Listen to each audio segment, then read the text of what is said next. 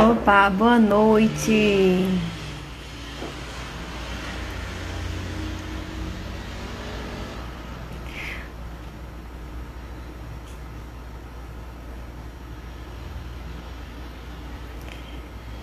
Instagram está chamando os nossos convidados, possíveis convidados. Eu aguardo também o meu parceiro, Pedro Fini.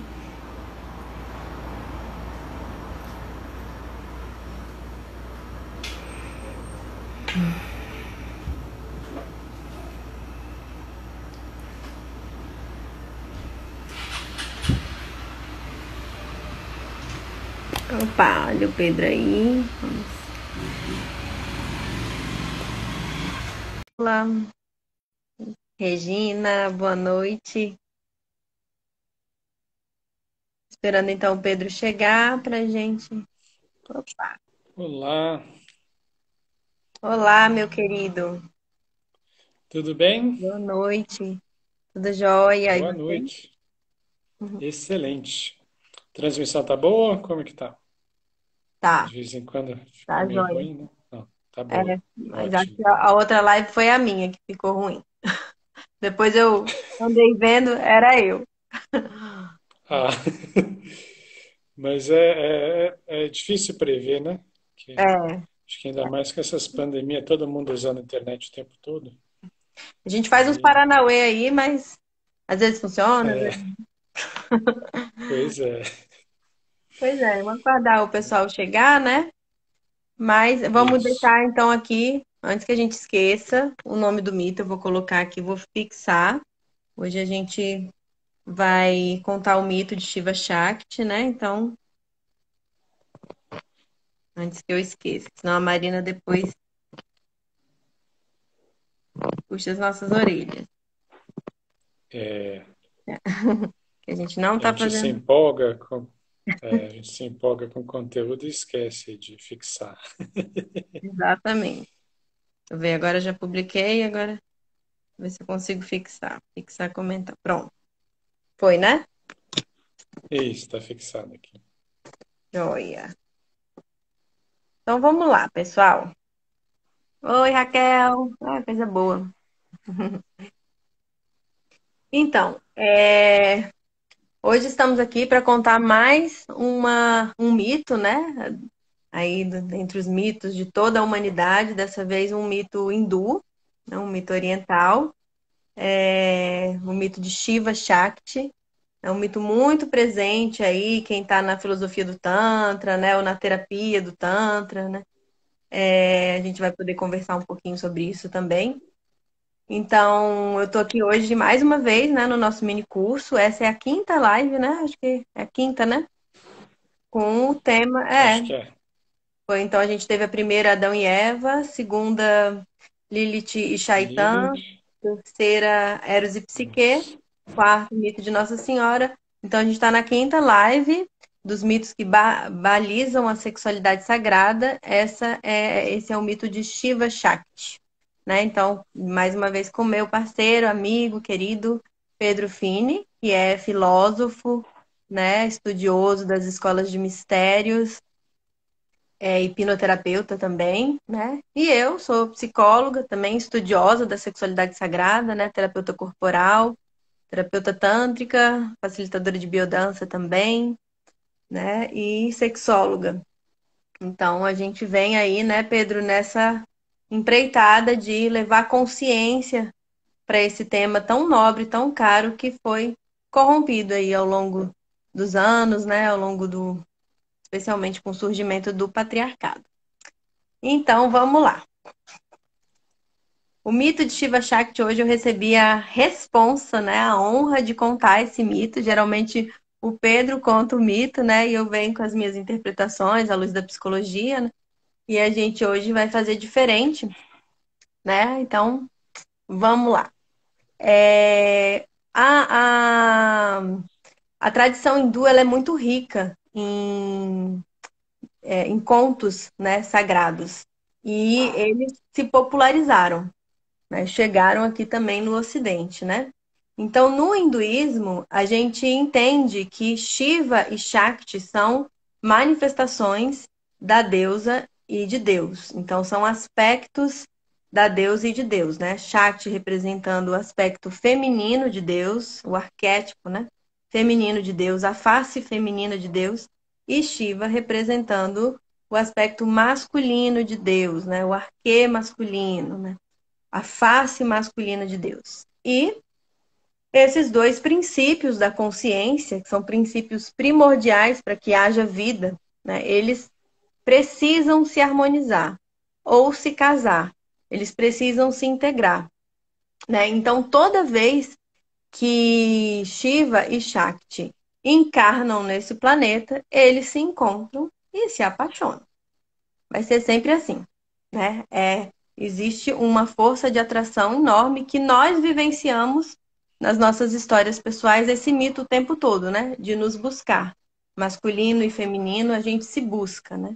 Ainda que seja uma relação homoafetiva, a gente se busca porque a gente também se alterna nesses lugares masculino e feminino, né? Inclusive dentro de nós mesmos, né? Nós somos, muitas vezes, estamos na energia feminina, daqui a pouco a gente, né, dança, vai para uma outra energia, energia masculina. Então, esses dois princípios, sobretudo, precisam se casar dentro da gente. Então, esses mitos a gente vai se dando conta desse sincretismo, né? De que todos os mitos, em todas as diferentes histórias da humanidade, diferentes culturas, como eles se repetem, né?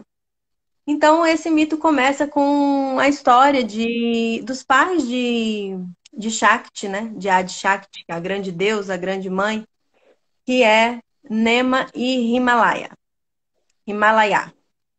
né? Então, essa é uma história que a gente não vai entrar, é só para a gente realmente dar uma introdução, né? Então, essas duas figuras, né? Himalaya, era um mortal, mas ele tinha o dom de se transformar em algo, ele foi abençoado por esse dom, né? Ele podia se transformar em algo que ele desejasse. E ele gostava de se encarnar, né, como a figura das cordilheiras, né, do Himalaia mesmo. E ele se apaixona por Nema, né, uma mulher muito bonita, e juntos eles desejam muito ter uma filha. Desejam assim com toda a fé deles, né? Então, eles fazem orações, oferendas, são extremamente devotos à Mãe Divina, né? A esse aspecto feminino de Deus e pedem, suplicam com muita fé, com muita paixão, com muito carinho, muito amor de que aquele desejo vai ser atendido. E ele não só foi atendido, ele mais do que foi atendido, porque todos os deuses se mobilizaram, o céu se mobilizou com aqueles pedidos, com tanta devoção, com tanta fé, e a própria Mãe Divina, a própria Shakti, falou: eu encarno como filha de Nema e Himalaya. Então, não só foi atendida, como a própria deusa, então, né, desce e encarna e recebe o nome de Parvati, né, a companheira de Shiva futuramente, né? Assim, ao longo da história a gente vai contar isso. Então, ela ganha esse nome de Parvati, né? E em uma das suas aventuras na Terra, né, uma das suas incursões, Shiva, ele sempre vem com a missão, com a tarefa, né, de meditar. Por isso que a gente fala que Shiva é o princípio da consciência, né? E Shakti da energia, né? Então é o que manifesta a vida. Tudo que se manifesta, tudo que é criado, tudo que é vivo é possível pela energia de Shakti, né? E Shiva é consciência. Então ele é o deus da meditação. E ele vem mais uma vez focado em meditar, extremamente alto também referenciado, né? Então, extremamente focado nas meditações dele, disciplinado, né? E Shakti, né? Parvati, já tinha essa orientação, essa tendência a encontrar com o seu Deus, né? Com o Deus Shiva. Então, em algum momento, enquanto ele meditava no Monte Kailash, eles se encontram. E Shakti se apaixona num primeiro instante por aquele Deus, né? Por aquele, numa figura humana, mas um Deus de cabelos longos, pele escura, né? Uma pele azulada, com seu tridente, né? Forte.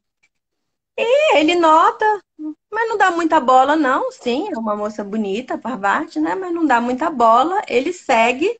A verdadeira esposa dele nesse momento é a meditação, né? A verdadeira consorte dele até esse momento é a meditação. Então, ele não dá o braço a torcer, né? E continua ali focado na sua meditação.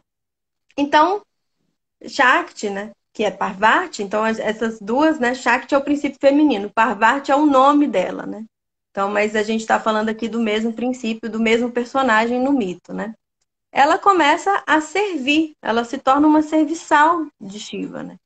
Então, ela procura atender todas as necessidades de Shiva. A necessidade de alimento, de água, de repouso, ela serve Shiva. E Shiva fica ali, enfim, recebendo aqueles cuidados, mas nada de se render ao grande amor, né? Então, aquilo começou a incomodar os pais de Parvati e começou a incomodar também os deuses. E como é que pode, né? É a mãe divina, é a grande mãe, né? Como é que pode tanta dedicação, né? Tanta beleza e esse homem, esse Deus, não anota, né? Não dá o braço a torcer, não se rende para esse amor. Então, os deuses se reúnem e Indra, que é o deus supremo, né? No hinduísmo, ele é vamos colocar assim, o gerente, né? O gerenciador ali dos deuses, ele convoca uma reunião e pede para que Kamadeva, que é o deus do amor, no sincretismo aí seria o nosso Cupido, né, o nosso Eros, né, pede para ele, para o Kamadeva, deus do amor, que desça à Terra para resolver essa questão, para flechar o coração de Shiva, para que ele possa sentir o amor que está, vamos dizer assim, adormecido, incubado nele, né? Então, Kamadeva desce, né, para flechar a Shiva, e no instante que ele desce, toda a atmosfera daquela floresta, daquele reino, né, muda, né, com a presença do Deus do amor, imagina, né? Os passarinhos cantam mais bonito, as flores desabrocham, perfumam, tudo ganha cor, tudo ganha mais luz, né, mais intensidade, mais sentimento. E então, Parvati ali por perto, Shiva a fita nos olhos e fica mexido, né? Só que ele é Shiva, ele é um deus, ele é provido de sabedoria. E ele se dá conta de que tem algo diferente acontecendo. Afinal de contas, nada tira Shiva do seu foco da meditação. O que está acontecendo? Que de repente eu fui distraído, né? Não estou mais em meditação, estou encantado por uma deusa, por uma mulher, né? E aí ele procura o que está acontecendo naquela floresta e ele encontra Kamadeva já direcionando a sua flecha para o seu coração, para o coração de Shiva. E aí ele fica furioso, né? E alguns mitos contam que Shiva furioso, Shiva irado, ele libera verdadeiros demônios, né? Então ele fita Kamadeva nos olhos e joga com seu terceiro olho, o chakra da introvisão, né? É o Ajna, se eu não me engano, né? No hinduísmo, acho que é isso. Ele joga um raio e pulveriza Kamadeva. Kamadeva, o deus do amor, o cupido do hinduísmo, então vira cinza. E Parvati fica extremamente chateada, triste, né? Porque enfim, cai por terra naquele momento a esperança dela ter o grande amor da vida dela. Imagina, era o deus do amor, Kamadeva, que estava ali para cumprir aquela encomenda de Indra, né? E ele, no entanto, virou cinza. Então ela chora muito, fica muito chateada e procura um velho sábio, que é o velho Narada. E compartilha com ele, confidencia, né, a sua tristeza. E ele escuta tudo aquilo, E Narada é um velho sábio, e sendo um velho sábio, ele sabe que Parvati é Shakti, é a encarnação da grande deusa. Assim como ele também sabe que Parvati, Shakti, precisa se casar com Shiva. Esses dois vão se encontrar em algum momento, vão se casar, vão se harmonizar, né? Então, Narada aconselha Parvati a meditar incansavelmente sobre o nome do seu grande amor, sobre o nome de Shiva, até que ele viesse. E aí ela se livra de todos os adornos, né, das guirlandas de flores, do ouro, do vestido de seda, passa a se comportar como uma seta, ela passa a ser uma seta e se dedicar à meditação. Então ela mantrava Om Namah Shivaya, Om Namah Shivaya, Om Namah Shivaya, evocando a força e a presença de Shiva, né? Então, Om Namah Shivaya significa reverencio perante Shiva, né? Ou inclino-me perante a força de Shiva, né? Ou saudações a Shiva, alguma coisa nesse sentido. Então, ela vai passando por diversos desafios, como o calor intenso, e ela continua meditando e mantrando Om Namah Shivaya, Om Namah Shivaya. Né? Ela, inclusive, coloca fogueiras, acho que para deixar mais quente aquele momento, né? Se desafiando. Né? Então, na neve, no frio, o seu corpo se cobria de neve e ela continuava. Om Namah Shivaya, Om Namah Shivaya. Raios, tempestades, ela estava ali na virtude da disciplina, né? Da devoção, da dedicação, da persistência de que ela ia encontrar o seu grande amor, que ela ia encontrar Shiva. Então, ela passou a jejuar. Em algum momento, ela passou a só comer frutas, depois folhas, depois só água. Em algum momento, ela vivia de luz. Né? Então, ela chegou ao ponto de balbuciar o mantra.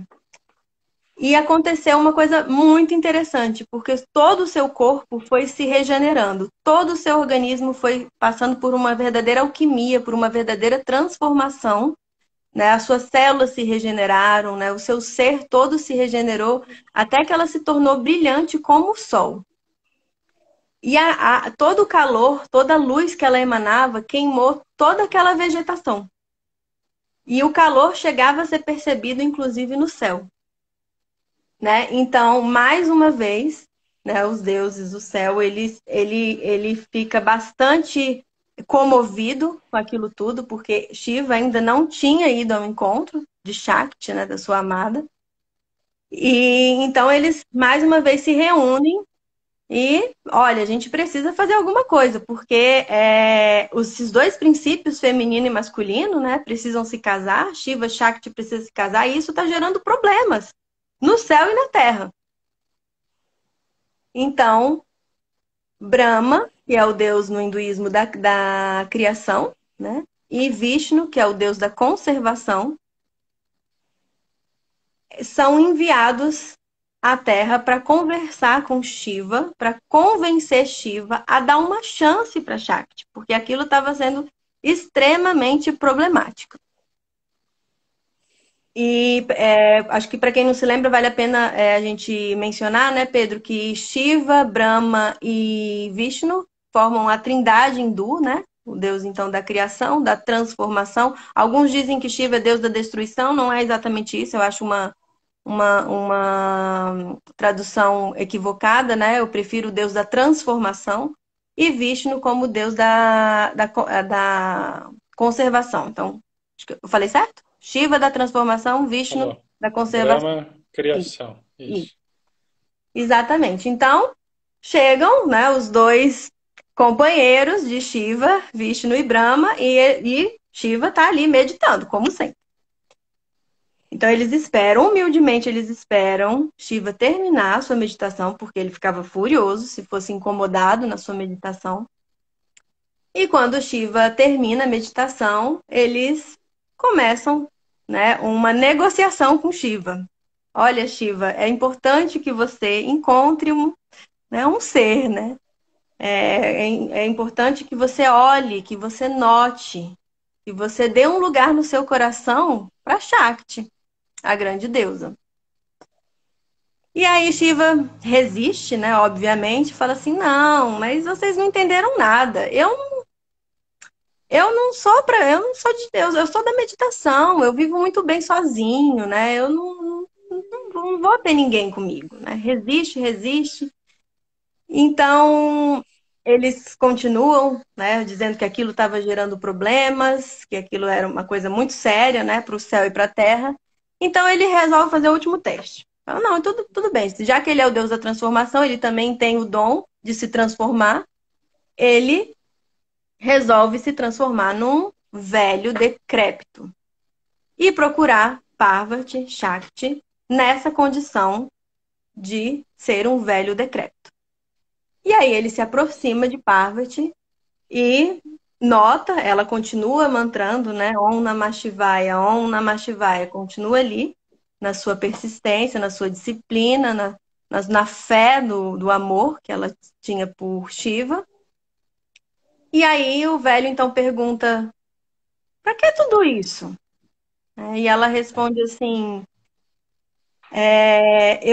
meu Shiva, meu coração pertence a Shiva e eu tenho certeza que ele virá até mim. E aí, o velho decrépito, ele blasfema, né? Ele joga realmente as pragas dele em Shiva, né? Em si mesmo, né? Ali fazendo um teste, né? Falando, não, mas Shiva não te merece.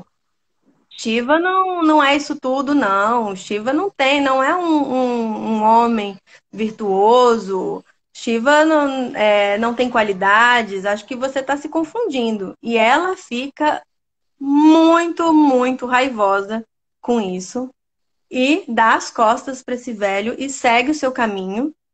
Então ele vai atrás dela, segura ela pelo braço e nesse instante ela olha para trás e se depara com a figura de Shiva, aquela figura que ela conhecia. Já não era mais um velho decrépito, né? Mas era Shiva com os cabelos longos, pele escura, forte, né? Então ela chora, lágrimas de alegria, né? Por aquele encontro está se realizando. E Shiva se dirige para Shakti e pergunta para ela, né? Case-se comigo. E essa é a história, né, de Shiva Shakti. Talvez uma das versões, que a gente tem muitas, né, no hinduísmo, que é muito rico. Mas então eu passo a palavra pro Pedro, né, para ele poder complementar. Eu sei que ele tem aí alguns mistérios para nos revelar, que os mistérios já estão tão na cara, né, Pedro? Que a gente fica assim, meu É, Deus do céu, a gente não vê o óbvio, né? é verdade, é verdade.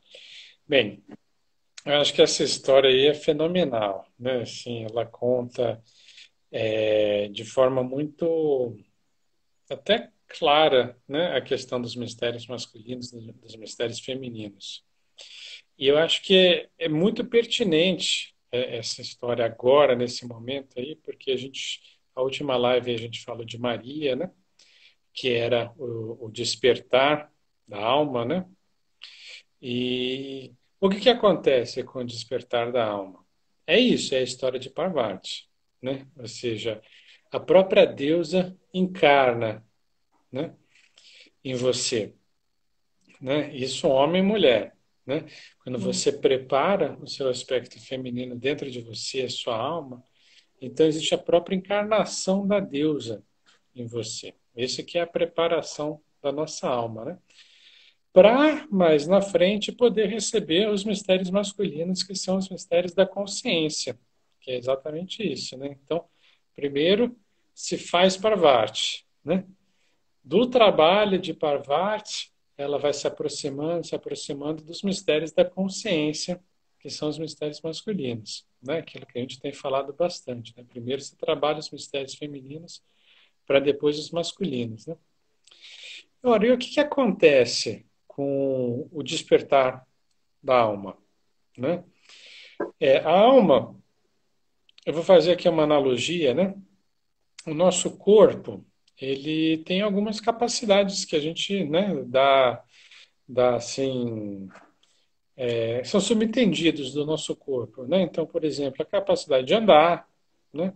De correr, de arremessar objetos, né? De levantar coisas. Então, são capacidades normais, né? No corpo aí de qualquer pessoa. Pois é, a alma também tem uma série de capacidades, né? E isso é o que na filosofia hindu é chamado de as Shaktis.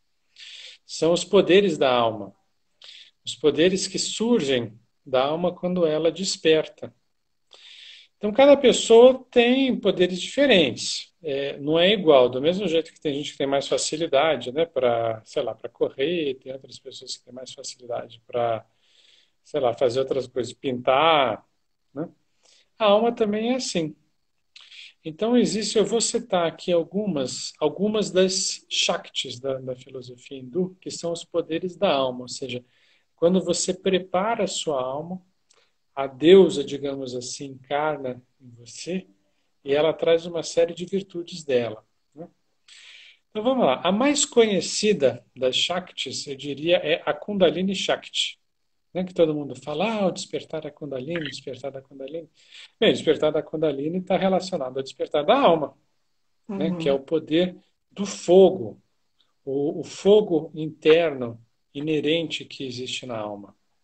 Então, a alma, assim como a gente sente do nosso próprio corpo, você tem um calor interno, né? A alma tem o fogo dela, inclusive no mito aí que você falou, né? Falou que ela começou a aquecer, a brilhar, né? A pegar fogo. Essa é a Kundalini. E a Uhum. Kundalini, o que ela faz? Ela desperta, né? Ela desperta os seus chakras, ela desperta aí né? a sua energia, seus poderes internos. Então, esse é a mais conhecida das Shaktis. Mas existem outras Shaktis também. Uma que também é bastante falada é a Kriya Shakti, que é o poder de manifestação da nossa imaginação. Então, o que isso significa? A alma, quando você cria uma imagem mental bem forte, bem vívida, né, bem clara, de preferência que una os diferentes sentidos, né? Então, uma imagem visual, uma imagem auditiva, sensorial. O que ela faz? Ela busca a realização, né? Ela busca a concretização daquela imagem. Quando a imagem é forte, é vívida, né? Essa é a Kriya Shakti. É... Mas como a gente falou, a Shakti, né? O poder aí da deusa, ela vai buscando o quê? A interação com a consciência, né? Então tem uma outra Shakti, que chama Inanna Shakti, que é o poder de conhecer a verdade. Então a verdade, ela não é um conhecimento mero intelectual, ela aparece com o desenvolvimento da alma, né? E esse era até uma diferença muito grande. Hoje a gente chama filósofo todo mundo aí que, sei lá, para pensar sobre as coisas, né? Escreve um livro. Antigamente não. O filósofo era aquele que tinha a alma desperta e tinha o poder de encontrar a verdade, né? É muito diferente. Uhum. Um outro poder que você também mencionou aqui, né, do mantra, do Om Mana Shivaya. Esse é um dos principais mantras e que é usado inclusive para redenção de karma. Não sei se as pessoas sabiam, Uhum. mas esse mantra é um mantra assim que você pode entoar para trabalhar o seu próprio karma, né? Então esse é o Matrika Shakti. Então esse é um outro poder da Shakti, né? O poder de recitar, o poder dos sons dos mantras, né? Das palavras dos mantras. Então, esse é um poder que também surge com o despertar da alma. Eu acho que a gente estava falando outro dia sobre isso, né? Como a nossa própria língua, ela tem um poder oculto. E com o despertar da alma, esse poder da língua, o poder da palavra se transforma. E a palavra ganha vida, ganha força, né? Então, essa é uma das Shaktis também. Uma outra Shakti é Ika Shakti, que é o poder da vontade. Aqui, vontade, é muito importante a gente diferenciar vontade de desejo, né? Que desejo ali em sânscrito é o kama. A vontade, ela é, na verdade, uma canalização do seu eu superior, que seria o teu eu masculino. Então, a vontade, ele é um poder que existe que impõe sobre a natureza a sua vontade, né? Então, por exemplo, eu vou dar um exemplo aqui simples, mas que eu acho que dá para ilustrar, né? Tinha um programinha, não sei se ainda tem, que é aquele Encantador de Cães, né? De um mexicano, César Milano. Eu acho muito interessante, né? Porque ficava todo mundo embasbacado, mas como que ele consegue? Os cachorros tudo obedecem ele do nada, assim. E ele falava, não, não tem técnica, é uma energia. É uma energia que você canaliza, né? E se você canalizar, o animal vai sentir isso, né? Ele, o que ele não fala, acho que talvez eu fale muito rapidamente, né? Ele vem de uma família aí no México de adestradores de animais assim há várias gerações, né? Então, existe aí toda uma tradição, não é um cara assim que caiu do nada, não, né? Ele vem de uma tradição. E é mais ou menos isso que ele fala. Quando você deixa essa energia fluir sobre você, a natureza obedece. E esse é o poder da vontade. E o que obscurece o poder da vontade é o desejo. Muitas vezes a gente está ali no desejo, está no desejo, e aquilo ali bloqueia justamente a vontade. Porque a vontade, digamos assim, é dele, é do nosso eu superior, não é do nosso eu inferior, né? E o que a gente tem que fazer é o que Shakti faz aí na história, né? É se aproximar dele, se aproximar de Shiva, né? E aí, naturalmente, esse o poder da vontade vai se manifestar. E por último, Ananda Shakti é o poder do êxtase, né? Porque quando existe finalmente a união do feminino, da Shakti com o Shiva, com o masculino, existe o que? O êxtase total e completo, né? E a verdadeira felicidade. Então, o êxtase é mais um dos poderes aí femininos, poderes da nossa Shakti, da nossa alma. Uhum. Então, eu achei bem apropriado, né, a gente falar sobre esse mito nesse momento, porque é exatamente isso, ou seja, no momento que o que no cristianismo seria ali é, o, o Espírito Santo, ou o Pai, seria aqui o Shiva, né? Seria o poder masculino, né?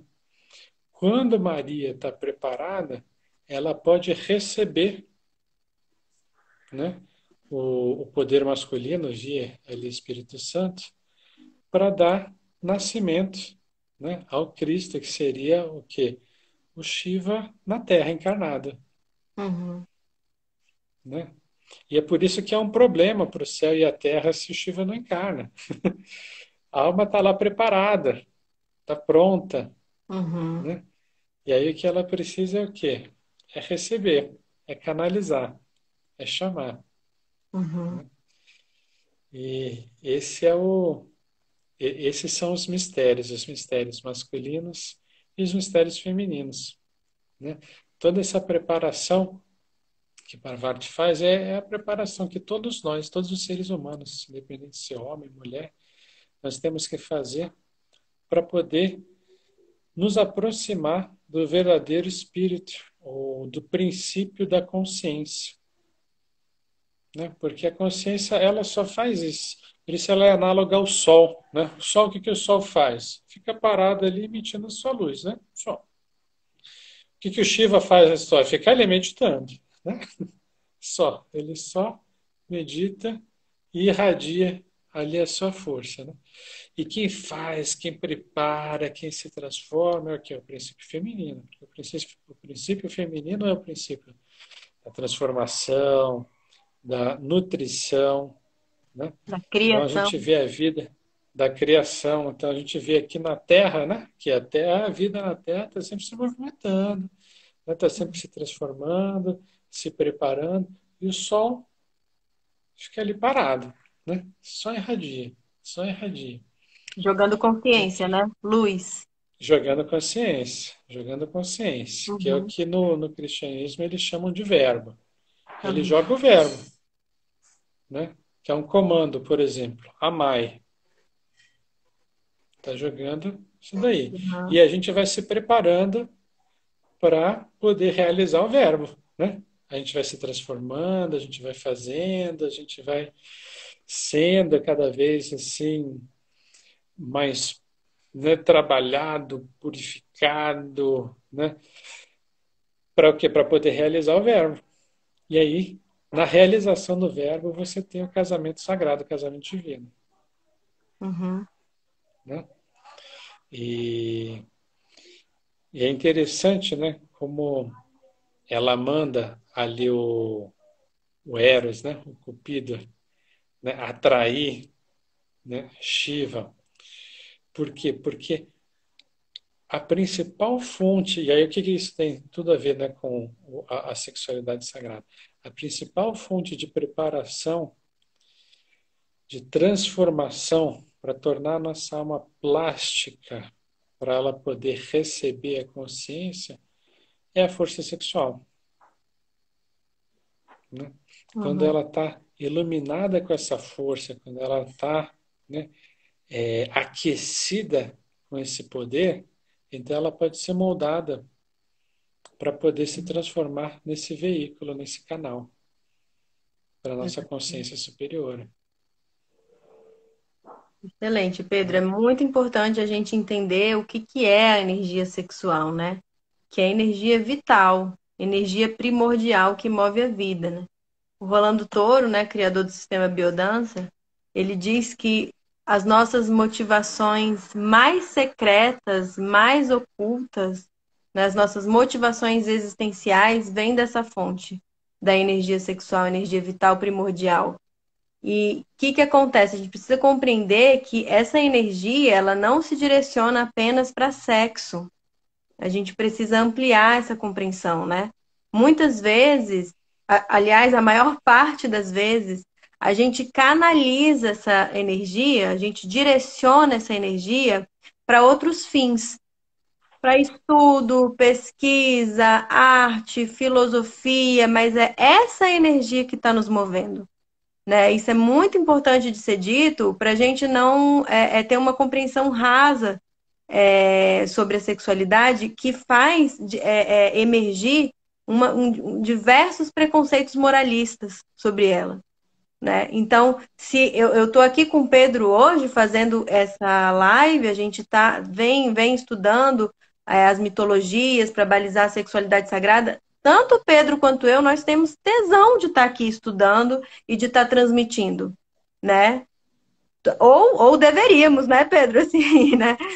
Mas nós temos. Acho que a gente tem, Eu acho que a garanto que gente a gente tem, tem, que a acho que gente dá está para cheio dizer. de É, entusiasmo, né? A gente está empolgado, a gente está vibrando. Então a gente deveria levar esse tesão, essa energia vibrante, estimulante, empolgada para tudo, para os nossos trabalhos, para cuidar dos nossos filhos, para se relacionar com os nossos amigos, com os nossos companheiros, né? Então é disso que a gente está falando, né?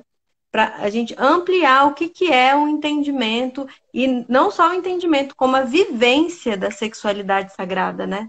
Que é essa força, muitas vezes oculta, né? Que move a gente, que direciona a gente, né? E. imagina só se Parvati nunca tivesse se sentido atraída por Shiva, Uhum, não ia ter nada, não ia acontecer nada, né? Que força é essa que faz com que ela fique atraída por Shiva? Essa é a força da sexualidade, né? exatamente. E ela que move tudo, molda tudo, né? Uhum. E aí a gente precisa entender essa sexualidade dessa forma mais ampla. Essa força, o amor que você tem pelo teu eu superior, pela tua consciência superior, é um amor sexual. E se a gente entender e se deixar ele fluir, o que que vai acontecer? Naturalmente, a gente vai se aproximando. Agora, se Uhum. a gente tem medo, se a gente acha que é pecaminoso, que a gente acha que, né, que todo amor sexual, né, ele te leva aí, sei lá, ao inferno, aí o que que vai acontecer? Você não tem a menor chance, né? Imagina esse Parvati ficasse morrendo de medo de sentir amor por Shiva.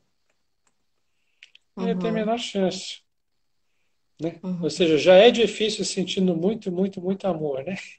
Imagina se você não se permitir sentir nenhum amor. Aí não Exatamente. vai.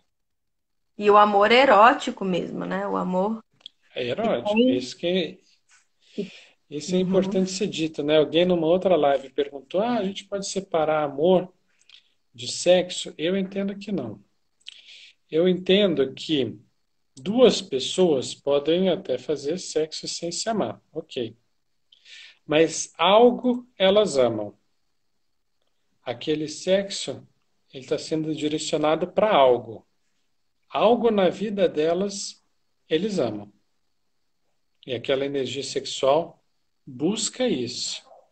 E pode não ser uma coisa consciente, mas alguma Uhum. coisa você está amando, né? Uhum. E é aquilo que te faz atrair. É aquilo que Uhum. faz você querer estar ali, né? Então, esse algo pode ser, por exemplo, inconscientemente você percebe força na outra pessoa e você Uhum. ama a força. Inconscientemente você pode perceber, sei lá, coragem na outra pessoa e você ama a coragem, Uhum. né? Inconscientemente você pode amar ali a liberdade da outra pessoa e você ama a liberdade. Então Exato. alguma coisa você ama, Uhum. né? Não dá para separar. Uhum. Maravilha. É que nem Shiva, né? Que estava ali resistindo, né? O amor resistiu, resistiu, resistiu. Mas ele amava, né? Em um momento ele se rendeu porque se viu em frente à grandiosidade do amor da Mãe Divina, né? Então, E esse é a grande chave dos mistérios, é a chave do amor. Porque se você amar o divino, né, o sagrado em você, né, a sua consciência superior, uma hora ela vai responder. Uma hora ela vai. uhum, Então, se você manter esse fogo desse amor aceso, uma hora algo vai acontecer. Uma hora essa consciência vai finalmente encarnar em você. uhum, Essa é a grande chave dos mistérios, é a chave do amor.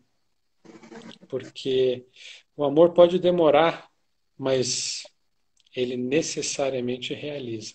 Não tem como. É um poder imparável, uhum, né? Não tem como bloquear esse poder. E se você mantiver o amor aceso, necessariamente ele vai se realizar. E é um pouco acho que isso que o mito fala, né? Parvati não desiste do amor dela nunca. Ela uhum, vai e ela se convence, está lá, faz o que for necessário e chega uma hora que Shiva não tem como resistir. uhum.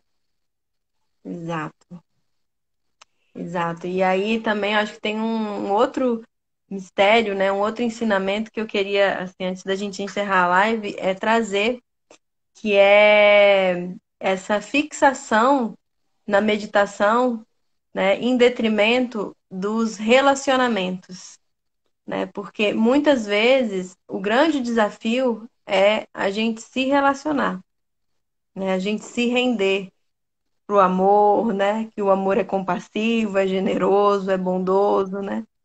Então, muitas vezes a meditação, que é algo maravilhoso, algo extremamente salutar, né? que traz consciência, que traz presença, mas a gente precisa assim ter bastante discernimento para entender quando que ela pode estar virando uma estratégia de defesa, né, de resistência, de não, da gente não se atirar no mundo, não se lançar na vida, não se relacionar com outras pessoas, né? Porque nos relacionamentos é que a gente se entende pessoa também, se entende gente, né? A nossa identidade a gente vai ganhando notícia através da nossa relação com o outro, né? Imagina uma criança que não se relaciona com uma pessoa, que se relaciona unicamente com a mãe dela, ou não é possível ela se desenvolver. Então, a nossa identidade psicológica, existencial, ela e até biológica, né? Enfim, espiritual, a gente pode também estar trazendo esse entendimento de que a gente se constitui na relação com o outro. Muita coisa a gente descobre na gente, muitas virtudes e muitas sombras, né? Muitas fragilidades e qualidades a gente descobre na relação com o outro, né? Às vezes a gente acha que a gente não tem ciúmes, daí começa a relacionar e descobre que o ciúme está ali, né? Então, muitas vezes o não se relacionar, né, a resistência de Shiva é uma forma também de se esquivar de si mesmo, tá? Então, usemos as meditações Ele, com muito discernimento, né? Com muita consciência, porque senão ela vai servir para outro fim. e lembrando, né, todo o céu, né, estava com, ou seja, via como era problemático o Shiva não se relacionar, né? Uhum. Então, não era a gente, né, a princípio, olhando assim, pode, que legal, ele ficava só meditando. Não, isso daí não é legal, não. Por quê, né? Dentro da gente, se a gente for explorar isso daí, o masculino, que é a consciência, sem poder, é um masculino castrado, que não consegue, é uma consciência que não consegue realizar nada. Então, ele realiza pelo feminino. O poder é o feminino. Né? Eu lembro que uma vez eu falei isso para Clarice, eu acho que na época a coisa não estava tão clara, né? Mas acho que hoje já está mais claro. Né? O poder se realiza pelo feminino, todo o poder. Então, a consciência sem poder, né, ela não faz nada. E o poder sem consciência pode também se tornar qualquer coisa, né? Pode se Uhum. tornar uma coisa destrutiva. Sim. Né? Então, a mesma coisa. Uhum. Uma coisa não pode viver sem a outra. E em cima disso que a Clarissa está falando, né? Onde que está a beleza e a maravilha da vida? Está no encontro. É no encontro que tudo acontece. Ai, que lindo. E nós só estamos aqui porque houve um encontro, né? Vou te citar novamente o Rolando Toro, que ele diz assim: ninguém cura ninguém e ninguém se cura sozinho. A gente se cura no encontro, né? Acho que lindo. Hoje eu Uhum. estou inspirada aqui nele, né? Veio para mim. Eu acho que a gente pode abrir, né, Pedro? Você tem mais alguma coisa Para para completar? perguntas? Não. Né? Eu acho que é isso. Quem quiser mandar perguntas aí, agora é a hora. Uhum, uhum.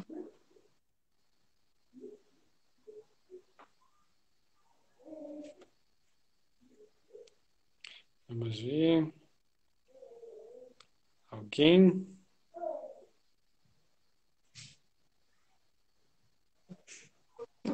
Acho que não tô vendo aqui. Tudo bem. Mas, então, bem, se ainda quiser mandar, pode mandar, mas se não, eu vou fechando aqui com as palavras assim que primeiro eu acho que esse mito é muito completo, né? Ele fala de tantas coisas, né? Ao mesmo tempo abre tantas oportunidades aí de reflexão, né? E, e eu acho que é muito interessante também que no próprio, aí a Clarissa vai poder falar melhor do que eu, né? Como No Tantra, as pessoas podem buscar personificar isso, né? Ali na terapia, né? Você poder ser a Shakti, né? A pessoa poder ser o Shiva, poder encarnar esses mistérios, né?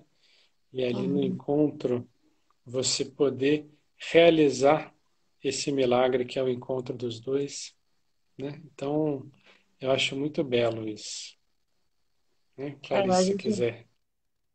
realmente na terapia tântrica, né? Porque o Tantra, ele é uma corrente filosófica, espiritual, né? Alguns chamam de arte da iluminação, enfim. Mas ele é uma filosofia, né? Uma ciência, uma arte milenar, com mais de 5.000 anos. Então a gente nem se atreve a falar de todas as vertentes, né? De todas as linhagens. É realmente muita história e muita tradição, né?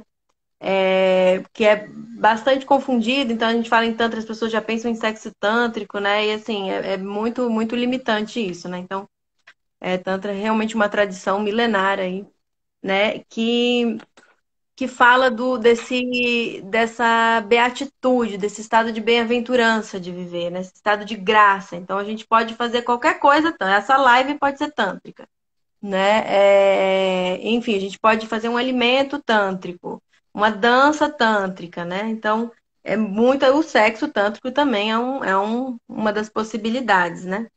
Então, dentro do Tantra, a gente procura se humanizar de tal maneira que a gente se diviniza. Então, a gente se chama por deuses e deusas. A gente chama os homens de Shivas, as mulheres de Shaktis, né? A gente, no sentido de provocar, né? De estimular esse sentimento de ser deusa, de ser Deus, né? Uma vez que você se sente deusa, se sente Deus, você atrai uma deusa ou um Deus, né? Então, para que a gente possa vivenciar esse Deus dentro da gente, né? Não esse Deus distante, né? E aí a gente pode entender, né? Compreender vivencialmente essa experiência de onipresença divina, né? Deus está em mim, está em ti, está em todo lugar, né? Está na natureza, está em todos os seres viventes. Então, nós podemos sim com esse sentimento de sermos deusas e deuses, né? Se chamar de Urshivas e Shaktis. Então, hoje eu me reconheço como uma Shakti, né? Tenho o meu Shiva também aqui interior. Minha energia principal, primeira, é Shakti, né? Pedro é um Shiva, né? Que tem uma Shakti também super forte, né? Que eu vejo o feminino do Pedro, né? A psique viva, ativa, né? E isso torna o Shiva um grande Shiva, né? Né? O Shiva sem Shakti, né? Não, e Shakti sem Shiva, eles adoecem, eles ficam bastante limitados, né? Porque são dois princípios, né, que precisam aí se harmonizar para que a gente tenha integridade, sentimento de inteireza, unidade. Então, bom terminar assim, Pedro. Boa lembrança, que eu prometi lá no início da live e estava esquecendo. Esse daí. Então, só uma boa noite para a Rejane, que Uhum. passou aí agora para dar uma boa noite. Se ninguém mais tiver perguntas, então vamos ficar por aqui, né? Rejane, você chegou aqui no final, mas aí vai ficar gravado. Você pode assistir depois. Isso. Live Vai ficar por gravada parte. no meu canal, porque eu sou a anfitriã da vez, né? E o Pedro deve colocar aí ao longo da semana no dele também, né? Mas se quiser ver mais rápido, aí Isso. fica no meu. Tá bom? Então, semana que vem a gente vai vir com mais um mito do mini curso, o mito do Rei Arthur, não é, Pedro? Do Rei Arthur. Isso. Exatamente, do Rei Arthur. E aí Ó, vamos explorar aí vários outros elementos também, que eu acho que quem está acompanhando está vendo que tudo está encadeado, né? Tem uma lógica. Os mitos, eles falam, na verdade, assim, de realidades eternas, falam de coisas muito parecidas, né? Nas mais sim, diferentes culturas, a gente está falando de exatamente. coisas muito parecidas. Exatamente. Então, a gente espera, né, na terça-feira que vem, às 21h30, com o mito do Rei Arthur. Amanhã também eu vou fazer uma apresentação da minha monografia.